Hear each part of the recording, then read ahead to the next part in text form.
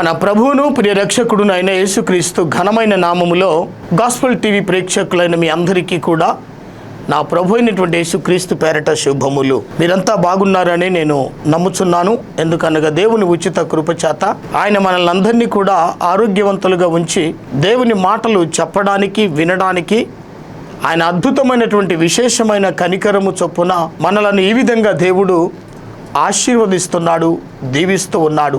అందును బట్టి నా దేవుని నేను ఎంతగానో స్తుతిస్తున్నాను. సియోను స్వరము అనే ఈ ఆధ్యాత్మికమైన ఈ కార్యక్రమం కొరకు మిమ్మల్ని అందరినీ ప్రేమతో నేను ఆహ్వానిస్తూ ఉన్నాను. మీరు ఎక్కడున్నా సరే, ఏ పరిస్థితిలో ఉన్నా సరే, కొద్ది నిమిషాలు దేవుని యొక్క వాక్యాన్ని మనము శ్రద్ధతో వినినట్లయితే ప్రభువు నిశ్చయముగా ప్రభువు మనల్ని దీవించిన ఉన్నాడు. నువ్వు నమ్మినట్లయితే దేవుని మహిమ చూడగలుగుతావు. ప్రభువు చెప్పాడు, నువ్వు నమ్మినట్లయితే దేవుని మహిమ చూస్తావని. అలాంటి నమ్మకంతో దేవుని సన్నిధానమునకు టీవీ ముందు కూర్చున్నటువంటి నీతో ప్రభువు నీతో ప్రత్యేకంగా మాట్లాడాలనే ఒక మంచి ఉద్దేశం చేత మరి ఈ ఆధ్యాత్మికమైన కార్యక్రమాలను సిద్ధపరిచి మరి మీకు అందిస్తున్నటువంటి వారు సియోను సహవాసం నిజామాబాద్ వారు ఎంతో వ్యయ ప్రయాసములతో మరి ఈ కార్యక్రమాల్ని స్పాన్సర్ చేస్తూ మీకు అందిస్తున్నారు. అనుదినము అంత మాత్రమే కాదు, మీ కొరకు మరి ఈ టీవీ యొక్క పరిచర్య కొరకు అద్భుతంగా మరి ప్రార్థనలు కూడా చేయబడుతూ ఉన్నవి. ప్రతిదాని వెనకాల విజయము కలుగుతుంది అనగా దీని వెనకాల చాలా ప్రయాసం ఉంది, ప్రార్థన ఉంది, ఖర్చుతో కూడినటువంటి ఈ ఆధ్యాత్మికమైనటువంటి కార్యక్రమాలు ఇది ఒకరిద్దరికి పరిమితం కాకుండా వేలాది మనుషులకు, లక్షలాది ప్రజలకు దీవెనకరంగా ఉండాలని, ఈ మాటలు వినాలనే ఒక మంచి ఉద్దేశం చేత మరి ఈ కార్యక్రమాలను మీకు అందిస్తూ ఉన్నాం. మరి ఈ కార్యక్రమాన్ని స్పాన్సర్ చేసినటువంటి కుటుంబాన్ని ప్రభు అత్యధికంగా ఆశీర్వదించునుగాక. ముందుగా నేను ప్రార్థన చేసిన తర్వాత మనమందరం కూడా దేవుని మాటలు వినటానికి మనల్ని మనం సిద్ధపరచుకుందాం. నాతో పాటు ప్రార్థనలో ఏకీభవించండి. మహాపరిశుద్ధుడైన మా ప్రియ పరలోకపు దేవాన్ని ఘనమైన పాదములకు వందనాలు చెల్లిస్తూ ఉన్నాం.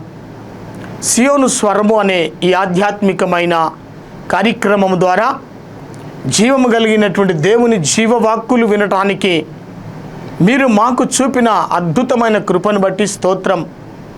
అల్పుడను, దీనుడను, అయోగ్యుడనైన నన్ను నువ్వు ఏర్పరచుకున్నావు. జ్ఞానులను సిగ్గుపరచుట కొరకు లోకంలో నుండి వెర్రివారిని దేవుడు ఏర్పరచుకొని ఉన్నాడని సెలవిచ్చినట్లుగా నన్ను ప్రభా నువ్వు ఆ విధంగా ఏర్పాటు చేసుకొని ప్రభా ఎంతోమంది టీవీ ద్వారా వర్తమానాలు వినటానికి ఆసక్తి చూపుతున్న ప్రజలు అనేకులతో అల్పుడనైన నా ద్వారా ఈ సమయంలో ప్రతి బిడ్డతోనూ మాట్లాడండి. కనుక ప్రభా జీవము కలిగిన దేవా, నన్ను నీ నోటి బూరగా నువ్వు సిద్ధపరిచి నన్ను మీరు వాడుకొనమని ప్రార్థన చేస్తూ ఉన్నాను. ఈ సమయంలో టీవీలో వర్తమానం వినటానికి సిద్ధపడి టీవీ ముందు కూర్చొని ఈ ప్రార్థనలో ఏకీభవిస్తున్న ప్రతి బిడ్డను యేసు నామములో నేను దీవిస్తున్నాను. ప్రభా తండ్రి, వారి ఇంటి వద్ద కూర్చొని దేవుని మాటలు వినటానికి వారికి ఒకవేళ అనుకూలంగా లేనప్పటికీ ఈ మాటల ద్వారా వారు వింటుండగానే వారి శరీరాల్లో స్వస్థత, వారి కుటుంబంలో అద్భుతం, వారి జీవితంలో ఆశ్చర్యకరమైన కార్యాలు మీరు జరిగించమని ప్రత్యేకంగా నేను ప్రార్థన చేయించు ఉన్నాను. యేసుక్రీస్తు నామములో సియోను స్వరమని ఈ యొక్క కార్యక్రమానికి స్పాన్సర్ చేసిన కుటుంబాన్ని అత్యధికంగా దీవించండి. ఆ కుటుంబంలో అద్భుతాలు జరిగించండి. ఆశ్చర్యకరమైన గొప్ప కార్యాలు జరిగించమని ప్రార్థన చేస్తూ ఉన్నాను. ప్రభా మీరు సహాయం ఇచ్చేయండి. మరిటి సమయం ముందు దేవుని యొక్క వాక్యం వినటానికి మమ్మల్ని మేము సిద్ధపరచుకొని నీ పరిశుద్ధ సన్నిధికి వచ్చాం. కనుక మీరే నీ యొక్క అద్భుతమైన స్వరమును మా అందరికీ వినిపించి, ఎందుకనగా నీ మాటలు విన్నవారు బ్రతుకుతారు, నీ మాటలు వింటుండగానే స్వస్థత పొందుతారు, నీ మాటలు వినగానే వారి సమస్యలు వారిని విడిచి దూరం అవుతాయి. అలాంటి అద్భుతాలు దేవుని మాటలు, దేవుని యొక్క మాటకున్న శక్తి ఇప్పుడే ప్రతి బిడ్డలో విడుదలగునుగాక. సహాయం చేసి మీరే మహిమ, ఘనత, ప్రభావాలు పొందమని యేసుక్రీస్తు పరిశుద్ధ నామమున ప్రార్థించి వేడుకుంటున్నాము తండ్రి, ఆమెన్. ప్రభునందు ప్రియులారా, ఈనాటి వాక్య ధ్యానము నిమిత్తమై శ్రమలో ఓర్పు లేదా శ్రమ ద్వారా ఓర్పు అనేటువంటి ఈ యొక్క అద్భుతమైనటువంటి వర్తమానాన్ని మీకు అందించట కొరకై దేవుడు నా హృదయములో ప్రేరేపించినటువంటి ఆ ప్రేరేపణను బట్టి మీ ముందుకు ఈ వాక్యాన్ని నేను తీసుకురావాలనని ఆశపడుతూ ఉన్నాను. పరిశుద్ధ గ్రంథముల నుండి భక్తుడైనటువంటి యాకోబు రచించినటువంటి యాకోబు రాసిన పత్రిక 5వ అధ్యాయములోని ఒక భాగాన్ని చూసుకుందాం. 7వ వచనము నుండి 11 వచనాల వరకు నేను ఈ వచనాలని చదువుతాను. దయచేసి మీరందరూ కూడా గమనించాలని ప్రభు పేరట నేను కోరుచున్నాను. సహోదరులారా, ప్రభు రాకడ వరకు ఓపిక కలిగి ఉండుడి. చూడుడి, వ్యవసాయకుడు తొలకరి వర్షమును కడవరి వర్షమును సమకూడు వరకు విలువైన భూఫలము నిమిత్తం ఓపికతో కాచుకొనుచు దాని కొరకు కనిపెట్టును గదా. ప్రభు రాక సమీపించుచున్నది గనుక మీరును ఓపిక కలిగి ఉండుడి, మీ హృదయములను స్థిరపరచుకొనుడి. సహోదరులారా, మీరు తీర్పు పొందకుండు నిమిత్తము ఒకని మీదనొకడు సనగకుడి. ఇదిగో, న్యాయాధిపతి వాకిట నిలిచి ఉన్నాడు. నా సహోదరులారా, ప్రభు నామమున బోధించిన ప్రవక్తలను శ్రమానుభవమునకును ఓపికకును మాదిరిగా పెట్టుకొనుడి. సహించిన వారిని ధన్యులను కొనుచున్నాము కదా. మీరు యోబు యొక్క సహనమును గూర్చి వింటిరి. ఆయన ఎంతో జాలియు కనికరమును గలవాడని మీరు తెలుసుకొని ఉన్నారు. దేవునికి మహిమ కలుగునుగాక. నా ప్రియమైనటువంటి సహోదరి సహోదరులారా, యవన బిడ్డ, నువ్వెక్కడున్నా ఏ స్థితిలో ఉన్నా ప్రతి మానవునికి శ్రమ అనేటువంటిది సంభవించును. ఈ శ్రమలో మనకేమి కావాలని బైబిల్ బోధిస్తుందంటే ఓర్పు కావాలి లేదా సహనము కావాలి అని పరిశుద్ధ గ్రంథము ఈ సమయమందు మనకు తెలియజేయచ్చు ఉన్నది. ప్రియులారా, ప్రతి మానవుడు శ్రమ గుండా వెళ్ళుచున్నాడు.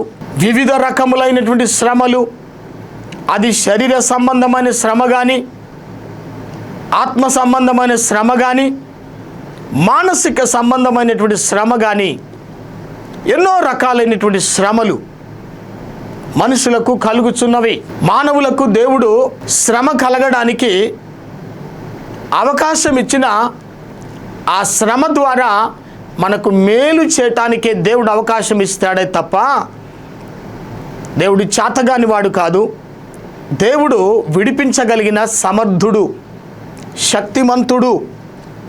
అందుకని ఇక్కడ మనం లేఖనములో సెలవిచ్చినట్టుగా భక్తుడైనటువంటి యాకోబు రాస్తూ ఉన్నాడు, సహోదరులారా, ప్రభువు రాకడ వరకు ఓపిక కలిగి ఉండుడి. ఎందుకు ఈ మాట చెప్తున్నాడు?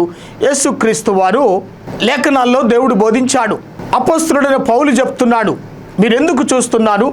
ఆయన ఏ విధంగా ఇక్కడ నుండి ఆరోహణమైనాడు, తిరిగి అదే ప్రకారంగా మళ్ళీ ఈ భూమి మీదికి లేదా ఈ స్థలానికి మళ్ళీ రాబోతున్నాడని దేవుని యొక్క వాక్యం సెలవిస్తుంది. అనగా క్రీస్తు రెండవ రాకడను గురించి పరిశుద్ధ గ్రంథము మనకు చక్కగా బోధిస్తూ ఉంది. దేవుని యొక్క రాకడ మళ్ళీ ఖచ్చితంగా జరుగుతుంది అని ఇక్కడ వాక్యం సెలవిస్తుంది. ప్రభు రాకడ వరకు ఓపిక కలిగి ఉండుడి. దేవునికి మహిమ కలుగునుగాక అని చెప్పి సరాసరి ఒక వ్యవసాయదారుని గురించి మాట్లాడుతున్నాడు. చూడుడి, వ్యవసాయకుడు తొలకరి వర్షమును కడవరి వర్షమును సమకూడు వరకు విలువైన భూఫలము నిమిత్తము ఓపికతో కాచుకొనుచు దాని కొరకు కనిపెట్టును గదా. దేవునికి మహిమ కలుగునుగాక. ఒక వ్యవసాయం చేసే వ్యవసాయదారుడు మొట్టమొదలు తొలకరి వర్షం కొరకు ఎదురు చూస్తాడు. ఇది వేసవి కాలము. చాలామందికి ఎండల ద్వారా ఉక్కపోత, మరి చాలా కష్టంగా ఉంటుంది. ఎక్కడికి వెళ్ళినా, ఎంతటి చన్నీళ్ళు తాగినా, ఎంత గాలి ఉన్నా మానవునికి సరిపోదు. అలాంటి ఎండాకాలము అయిపోగానే వ్యవసాయదారులు కానీ ప్రతి మానవుడు కానీ దేని కొరకు ఎదురు చూస్తారంటే తొలకరి వర్షము కొరకు ఎదురు చూస్తారు. తొలకరి వర్షము పడగానే వ్యవసాయదారుడు చేసేటువంటి పని ఏంటంటే భూమిని దున్నుతాడు, భూమిని సేద్యపరుస్తాడు. అప్పటి వరకు భూమి దున్నటానికి రాదు. ఎందుకనగా తొలకరి వర్షము కొరకు ఏ విధంగా ఎదురు చూశాడు ఒక వ్యవసాయదారుడు, ఎందుకు ఎదురు చూశాడు? అయ్యో, తొలకరి వర్షం కనుక కురిచినట్లయితే ఈ భూమి దున్నబడుతుంది, మెత్తన చేయబడుతుంది, ఆ తర్వాత ఆ భూమిలో విత్తనాలు వేయొచ్చు అని వ్యవసాయదారుడు ఎదురు చూస్తూ ఉంటున్నాడు. ఇది అందరికీ తెలిసినటువంటి సత్యమే. కనుక ఆ తొలకరి వర్షం కొరకు ఎదురు చూసినటువంటి ఆ వ్యవసాయకుడే కడవరి వర్షం కొరకు కూడా ఎదురు చూస్తాడు. మరి కొన్ని ఋతువులు ఉంటాయి. ఆ ఋతువులు, మొదటి ఋతువు శిశిర ఋతువు. ఈ ఋతువులో తొలకరి వర్షం కురుస్తుంది. తొలకరి వర్షం కురవగానే భూమిని సేద్యపరిచి దున్ని విత్తనాలు ఆ భూమిలో నాటుతాడు. తిరిగి ఆ భూమి యొక్క పంటను పొందుట కొరకై కడవరి వర్షం కొరకు కూడా, అంటే కడవరి వర్షం పడగానే అప్పటికి పంట సిద్ధంగా ఉంటుంది. తొలకరి వర్షం కొరకు ఏ విధంగా ఎదురు చూశాడో అదేవిధంగా కడవరి వర్షం కొరకు కూడా ఎదురు చూస్తాడు వ్యవసాయదారుడు.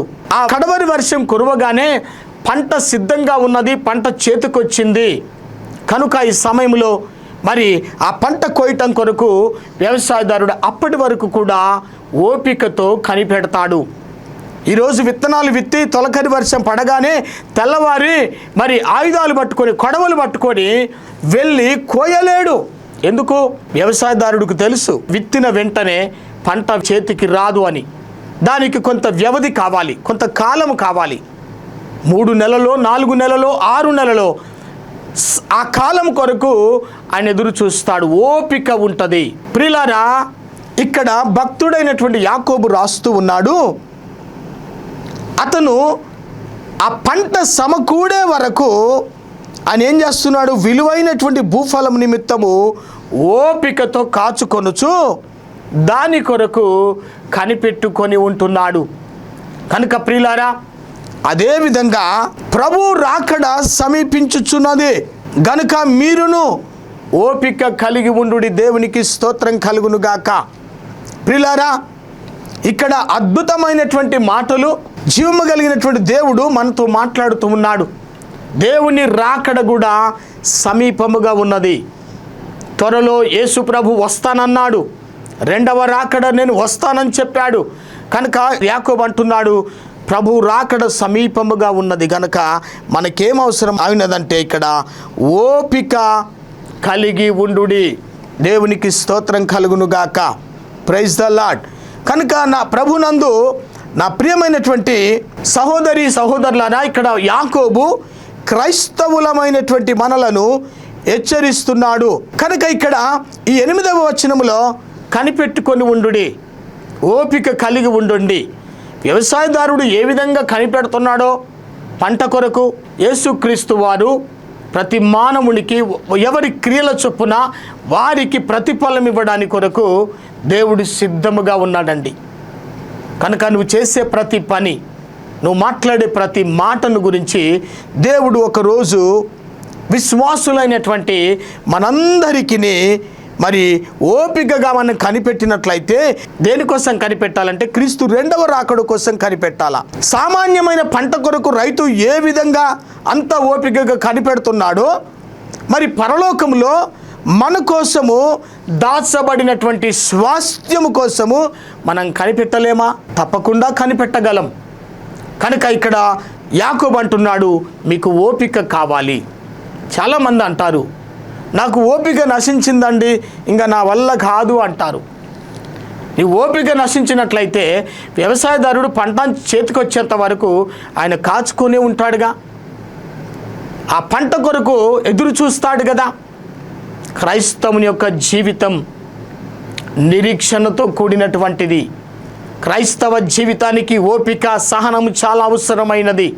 ఈరోజు దేవుని బిడ్డగా నువ్వు పిలబడుతున్నావా? నువ్వు ఒక క్రైస్తవుడవా? నువ్వు ఒక క్రైస్తవ సహోదరివా, సహోదరుడవా? నువ్వెవరవైనా సరే, మన జీవితంలో మానవుని యొక్క ఆతృత ఎట్లా ఉంటుందంటే వెంటనే అన్నీ అయిపోవాలని అనుకుంటాం. కాదు, ఓపిక కావాలి. అందుకే మీ సహనము సకల జనులకు తెలియబడనీయుడని పౌలు మరొక చోట ఫిలిప్పీ పత్రికలో 4వ అధ్యాయములో రాస్తూ ఉన్న 4 నుంచి 7 వచనాల వరకు. కనుక ఇక్కడ మనము ఓపిక కలిగి ఉండడం చాలా ప్రాముఖ్యం. 9వ వచనంలో చూస్తే, సహోదరులారా మీరు తీర్పు పొందకుండా నిమిత్తము ఒకని మీద ఒకడు సనగకుడి. దేవునికి స్తోత్రం. ఇక్కడ ఒక హెచ్చరిక మనకిస్తూ ఉన్నాడు. యాకోబు ద్వారా దేవుడు మనతో మాట్లాడుతున్నాడు. ఒకరి మీద ఒకరు సనగకుడి. దేవునికి స్తోత్రం. ఎప్పుడు సనుగుతాం?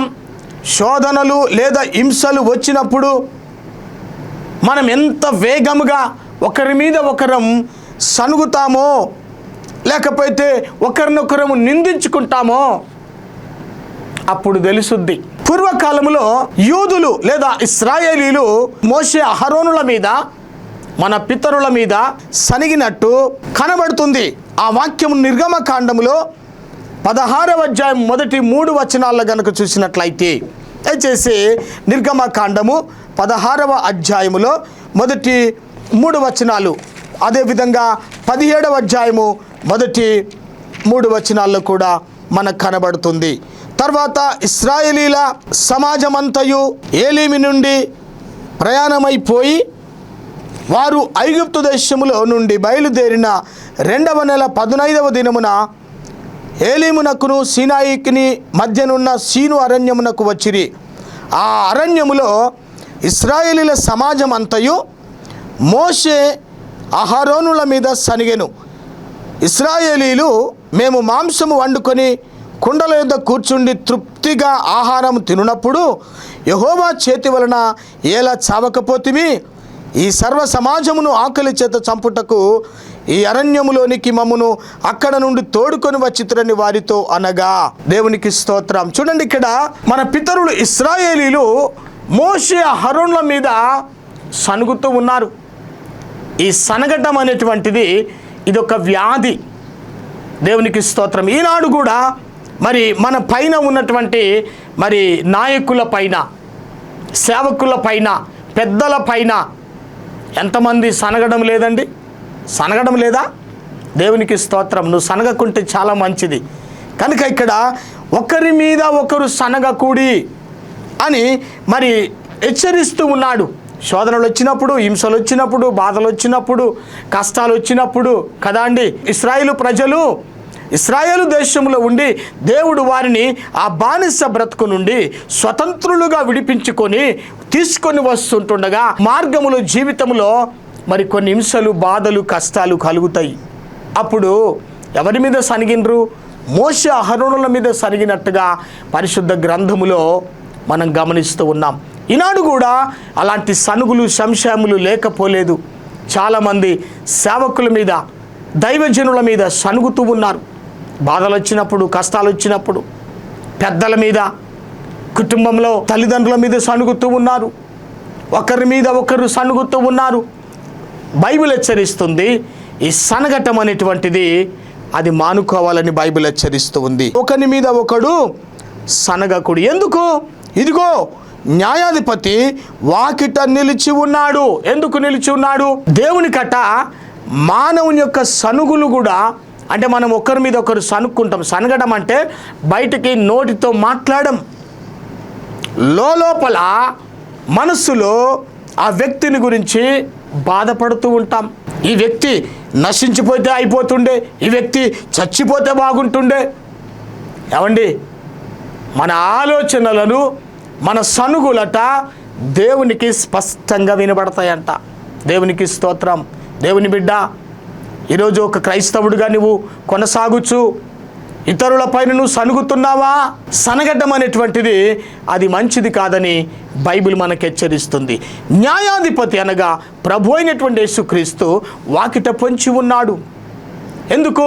ఆయన మన దగ్గరకు వచ్చినప్పుడు ప్రతి వారికి వారి వారి క్రియల చొప్పున ఆయన ప్రతిఫలం ఇచ్చే దేవుడు. దేవునికి స్తోత్రం కలుగును గాక. కాబట్టి మరి ఇతరులకు మనం తీర్పు తీర్చకూడదు, ఎవరి మీద మనం సనగకూడదు అని మరి అదే నిర్గమకాండములో 17వ అధ్యాయం మొదటి 4 వచనాల్లో చూసినట్లయితే, ఇక్కడ ప్రజలకు త్రాగడానికి నీళ్లు లేవు, ఇబ్బంది పడుతున్నారు. మేము అక్కడే ఉంటే బాగుండే, మేము అక్కడే చనిపోతే బాగుండే, ఈ అరణ్యంలోనికి ఎందుకు తీసుకొచ్చారు, ఈ బాధలు ఎందుకు మాకు కలిగినవి? దేవునికి స్తోత్రం. చాలామంది కదండి, ఈ శ్రమల కాలములో ఈ ప్రత్యేకమైనటువంటి దినాలు ఇవి, కదండి. శ్రమల దినాలను అందరూ పాటిస్తూ ఉన్నాం, ప్రార్థనలు చేస్తూ ఉన్నాం. చర్చికి రమ్మంటే కష్టమే, ప్రార్థనలో ఉందామంటే కష్టమే. దేవునికి స్తోత్రం కదండి. ఈ అయ్యగారికి ఏమి పని పాట లేదు అని అతని మీద సనుగుతూ ఉన్నారు. ప్రియులారా, నీవెవరివైనా సరే, కేవలం సేవకుల మీదనే కాదు, ఒకవేళ నీ ఇంటి పెద్దల మీద, ప్రియా దేవుని బిడ్డలారా, తల్లిదండ్రుల మీద సనుగుతున్నారా? తల్లిదండ్రుల పైన, వృద్ధుల పైన సనుగుతున్నారా? ఎవరి మీద ఒకరి మీద ఒకరము మనం ఎప్పుడు కూడా సనగకూడదని దేవుని యొక్క వాక్యము మనతో ప్రభు మాట్లాడుతూ ఉన్నాడు. నా ప్రియమైనటువంటి సహోదరి సహోదరులారా, ఈ సనగటం అనేటువంటిది ముఖ్యంగా దేవుని బిడ్డలమైన మనకు తగినటువంటిది కాదు. ప్రైజ్ ద లార్డ్, హల్లెలూయా. కాబట్టి ఇక్కడ 10వ వచనములో చూస్తే, నా సహోదరులారా, ప్రభువు నామమున బోధించిన ప్రవక్తలను శ్రమానుభవమునకును ఓపికకును మాదిరిగా పెట్టుకొనుడి అని చెప్పి సహించిన వారిని ధన్యులము అనుకొనుచున్నాము కదా. ఒక ప్రశ్న, ఎవరైతే పరిశుద్ధ గ్రంథములో ఈ శ్రమలలో సహనం కలిగి ఉన్నారో, ఓపిక కలిగి ఉన్నారో వారిని గురించి మనం ఏమని మాట్లాడుతున్నాం? అయ్యో వీరు చాలా ధన్యులు అంటున్నాం కదండి అని చెప్పి మన పితరుడు యోబును జ్ఞాపకం చేసుకుంటున్నాడు మన భక్తుడైనటువంటి యాకోబు గారు. ఈ యాకోబు ఏమంటున్నాడు? సహించిన వారిని ధన్యులు అనుకొనుచున్నాము కదా. 11వ వచనంలో, మీరు యోబు యొక్క సహనమును గూర్చి వింటిరి. దేవునికి స్తోత్రం. ప్రతి శ్రమలో ఉన్నటువంటి ప్రతి మానవులకు, ప్రతి మనుషునికి మనము ఎక్కువ ఎవరి ఉదాహరణగా తీసుకుంటామంటే యోబును మనం తీసుకుంటాం. మన పితరుడు భక్తుడైనటువంటి యోబు చాలా ఓర్పు కలిగిన వాడు. యోబుకు కలిగినన్ని శ్రమలు, యోబుకు కలిగినన్ని కష్టాలు, యోబుకు కలిగినటువంటి బాధలు, యోబుకు కలిగినటువంటి వ్యాధులు ఎవ్వరికి కూడా కలగలేదని ప్రతి ఒక్కరు కూడా ఒక మంచి ఉదాహరణగా యోబును మనం చూసుకుంటున్నాం. ఇక్కడ యోబు యొక్క సహనమును గురించి వింటారు కదా. ఇంతకాలం సహించాడు ఆయన, కానీ తన నోటి మాట ద్వారా కూడా, కనీసం నోటిలో మనసులో కూడా ఆయన దేవుని మీద సనిగినట్టుగా లేదు. యోబుకు కలిగిన శ్రమలు ఈరోజు మనం కలుగుతున్నాయా అండి? ఒక్క శ్రమకే ఏమనుకుంటాము? అయ్యో ఇలాంటి శ్రమలు ఎవ్వరికి రావద్దు, నేను కాబట్టి ఈ యొక్క శ్రమలను తట్టుకుంటున్నాను, ఈ బాధలను నేను సహించగలుగుతున్నాను, కనుక ఇలాంటి శ్రమలు ఎవరికి రావద్దు అంటాం. ఏమండి, యోబును మనము ఉదాహరణగా తీసుకున్నట్లయితే యోబుకి ఎంత ఓపిక ఉంది, ఎంత సహనం ఉంది. నోటి మాట ద్వారా కూడా దేవుని మీద కానీ, ఆయనకు కలిగినటువంటి హింసలు, బాధలు, కష్టములు ఒక రోజా, ఒక శ్రమనా? ప్రతిరోజు అనేక రకాలైనటువంటి శోధనలు, శ్రమలు ఎన్నో కలిగినవి. కానీ ఆయన ఒక్కసారి కూడా సనిగినట్టుగా బైబిల్లో వ్రాయబడి లేదు. మరి చివరికి ఆయనకున్న ఆ సహనము ద్వారా యోబు యొక్క సంగతిని ఆలోచించినట్లయితే యోబు గ్రంథములో 42వ అధ్యాయములో గనక మనం గమనించినట్లయితే, చివరిగా మనం చూసుకుంటే 12వ వచనాన్ని గనక చదువుకున్నట్లయితే, దయచేసి యోబు గ్రంథం 42వ అధ్యాయము 12వ వచనం, యెహోవా యోబును మొదట ఆశీర్వదించినంతకంటే మరి అధికముగా ఆశీర్వదించెను. అతనికి 14,000 గొర్రెలను, 6,000 ఒంటెలను, 1000 జతల ఎడ్లను, 1000 ఆడుగాడిదలను కలిగెను. మరియు అతనికి 7 కుమారులను, 3 కుమార్తెలను కలిగిరి. Praise the lord. 15వ వచనం, ఆ దేశమందంతటను యోబు మరి కుమార్తెలంత సౌందర్యవంతులు కనబడలేదు. వారి తండ్రి వారి సహోదరులతో పాటు వారికి స్వాస్థ్యములనిచ్చెను. హల్లెలూయా.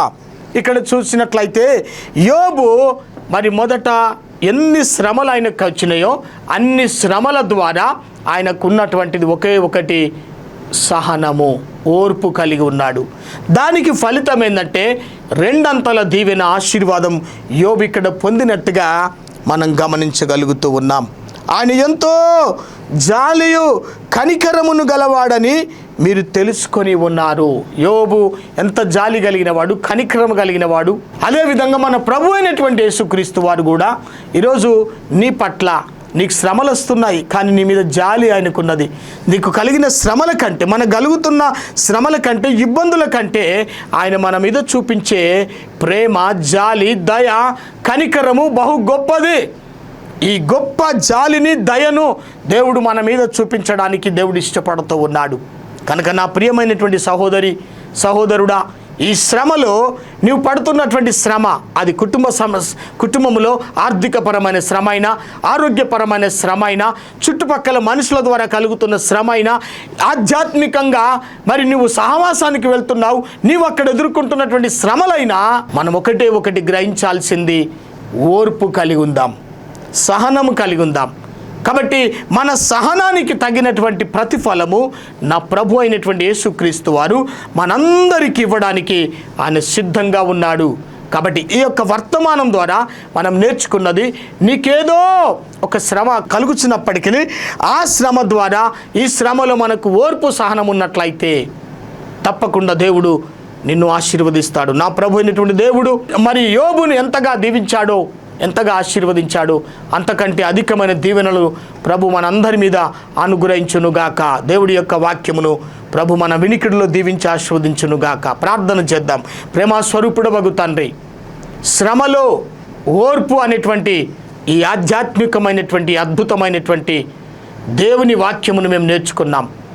మాకు కూడా ఈ లోకపరంగా ఎన్నో శ్రమలు కలుగుతున్నవి.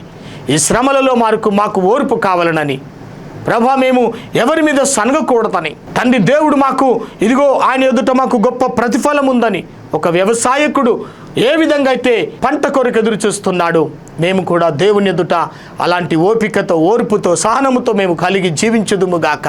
అట్టి కృప ద్వారా మమ్మల్ని అందరినీ నింపి మహిమ పొందమని టీవీ వర్తమానాలు వింటున్న ప్రతి ఒక్కరిని, వారి కుటుంబాలను యేసు నామమున ఇప్పుడే నేను ఆశీర్వదిస్తున్నాను. మీరు పరలోకమును దీవించి మహిమ పొందమని యేసుక్రీస్తు పరిశుద్ధ నామమున ప్రార్థించి వేడుకుంటున్నాము తండ్రి. ఆమేన్. మన ప్రభు అయిన యేసుక్రీస్తు కృపా సమాధానములు, తండ్రి అయిన దేవుని ప్రేమ, పరిశుద్ధాత్మ యొక్క అన్యోన్య సహవాసం టీవీ చూస్తున్న మీకును, లోకమందున్న సకల పరిశుద్ధులకును, సియోను స్వరము టీవీ ప్రేక్షకులైన వారందరికీ ఇప్పుడును సదాకాలము తోడై నీడయుండునుగాక. ఆమేన్. ప్రభునందు మీ అందరికీ వందనాలు. Thank you.